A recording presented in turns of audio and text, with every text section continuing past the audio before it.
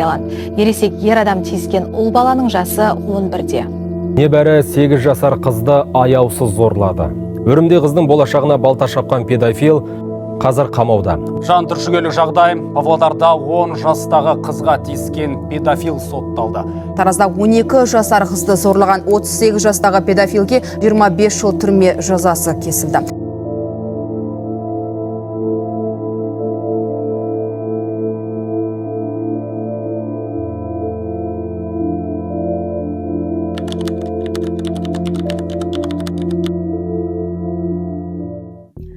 Кез келген өзінен едәуір жас адамға деген қызығушылықты бірден психиатриялық диагнозбен байланыстыру үстіртін пікір. Адам миында жыныстық қызығушылықты бағыттайтын күрделі психологиялық механизмдер бар. Көпшілік адамдарда бұл қызығушылық уақыт өте келе табиғи түрде қалыптасып, өз жасындағы немесе ересек адамдарға бағытталады. Алайда кейбір жағдайларда бұл даму процесі өзгеше жолмен жүруі мүмкін. Оның ұғымы оған қарағанда кеңірек. Және де қанша елдің арасында бір дәлме-дәл точный бір түсініктеме беретін әлі бір общий бір мнение жоқ. Педофилия сөзі грек тіліндегі пайдас, балалар және филия, достық махаббат деген сөздерінен шыққан. Алғашында 1830 жылдары неміс тілінде педофилия терминін қолданған. Зерттеушілер оны ежелгі Грециядағы педерастияны талдауда пайдаланды. 1896 жылы австриялық психиатр Ричард фон Крафт Эйбинг өзінің жыныстық психопатия еңбегінде педофилия эротика терминін енгізді. Кейіннен медициналық, құқықтық және қоғамдық дискурстарда кеңінен қолданылатын болды. Психиатрияда осыған байланысты бірнеше ұғым бар. Соның бірі гебефилия, бұл жыныстық жетілу кезеңінің басындағы балаларға деген тартылыс, ал эфебифилия жыныстық жетілуі аяқталуға жақын жасөспірімдерге бағытталған қызығушылық.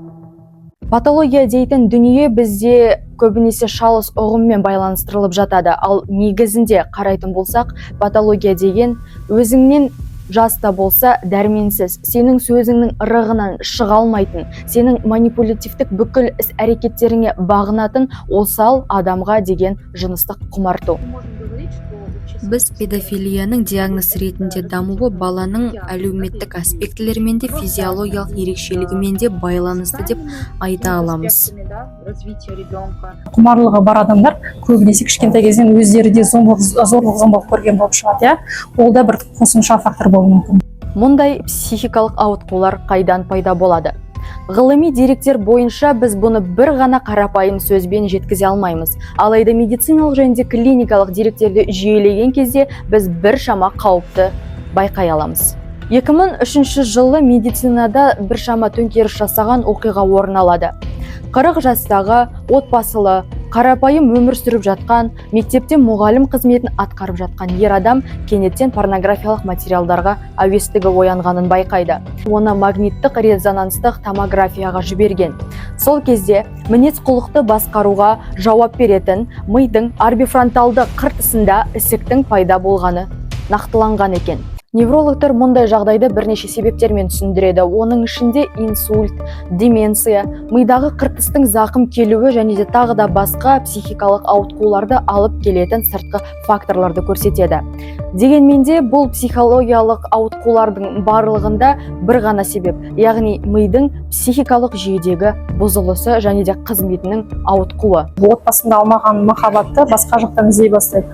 Ол болсын, қыз болсын. Ал бұлардың жаңағы балаларды аңдып, балалардың әлсіз жерін білетін адамдар жаңағы махаббат береміз деген сияқты. Махаббат деген не? Балаға не керек?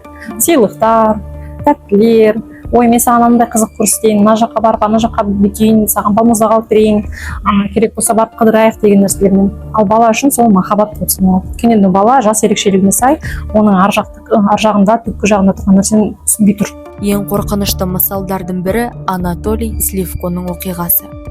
Анатолий Сливко балаларға арналған туристік клубтың жетекшісі болған.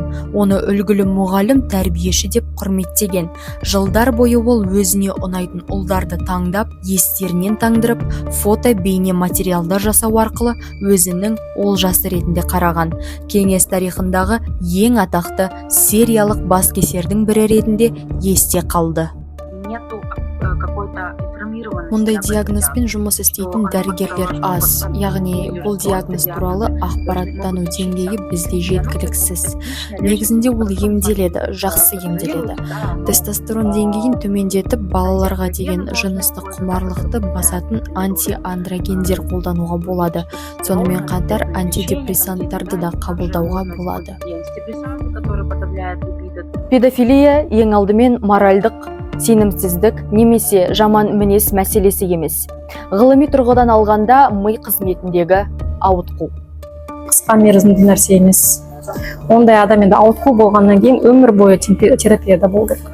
Педофилдердің өсім статистикасына қарасақ, 2023 жылы 338 адам тіркелген, 2024 жылы 406 адамға өсті, ал 2026 жылдың 29 қаңтарында курсив сайтында 474 адам тіркелген делінген. Дегенмен, қазіргі уақытта картада 498 адам көрсетіліп тұр. Өсім қарқынды түрде жүріп жатыр. Балаларға бағытталған сексуалдық зорлық-зомбылық көбіне манипуляция арқылы жүзеге асады. Балалар ондай сөздерге сеніп қалады, ешкімге айтпа, жаман болады, бұл ұят нәрсе, бұл үшін сені жазалайды, саған ұрсады, сені жақсы көрмей қояды дейді. Осындай манипулятивті әдістер шынымен де әсер етеді. Бірақ негізгі сұрақ басқа. Балалар неге бұған сенеді? Балалардың манипуляцияға тез сеніп қалуы кездейсоқтық емес. Үлкен адам қауіп емес, керісінше сенім мен қорғаныштың символы. Сондықтан кейбір қылмыскерлер дәл осы сенімді пайдаланады, сенімге кіреді, содан кейін ғана шекараны біртіндеп бұза бастайды. Бұл құбылыс психологияда груминг деп аталады. Жауапкершілік балада емес, жауапкершілік ата-анада емес. Өйткені ата-ана қылмыскер емес, жауапкершілік қылмыскерде. Міне осы мәселені қоғам кішкене дұрыстап түсінсе, менің ойымша сол кезде де жазалану қатаң болады. Педофилияның түпкі қауіптілігі оның ең осал топқа, яғни балаларға бағытталуында. Сондықтан қоғам міндеті де айқындалады. Баскесерлерді романтизацияламау, олардың мінез құлқын ажыратып, я болмаса оларды ақтамау, белгілі бір болып жатқан қисынға келмейтін жағдайларды елеп ескеру, ең бастысы бұндай дүние бізде жоқ деген иллюзиядан арылу қажет. Кішкентай бала болсын, үлкендеу бала болсын, жаңағы сен шабуылға ұшырағанына ешқандай кінәң жоқ. Және ол шабуылдың жасалуына сен ешқандай үлес қосқан жоқсың. Менің ойымша ең басты ой сол болу керек. Өйткені сондай адам балалардың әсіре кез келген, даже ересек адам құрбан болған кезде көбінесе ойлайтын, мен сол үшін не істедім. Мүмкін мен дұрыс киінбей, жаңағы адамды қызықтырған шығармын деген.